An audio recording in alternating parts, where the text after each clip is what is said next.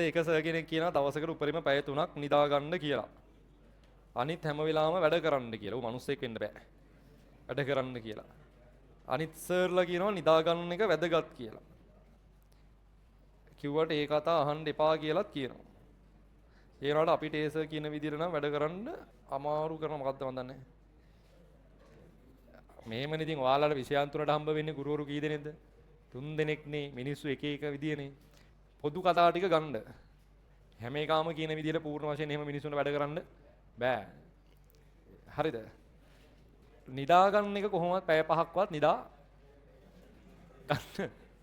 නෑ මේ ඔයාලා පැය 3ක් නිදාගෙන නම් ඒ කියන්නේ ඒව ළමයි නිකන් අර මේ අහන්නකෝ. ඒ කියන්නේ මෙහෙමනේ.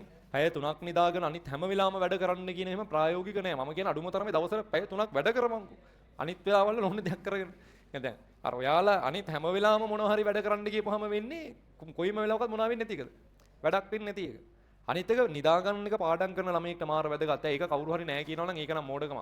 ඒක ගොන් කතාවක් ඇත්තටම. මේ එහෙම කරන්න පුළුවන්. මේ මෙහෙම අහන්නකෝ. සාමාන්‍යයෙන් දවසකට පැයක් නිදාගෙන පැය දෙකක් නිදාගෙන වැඩ කරන්න පුළුවන්. හැබැයි කෙටි කාලයක්. දිගු කාලීනව කරන්න පුළුවන්ද?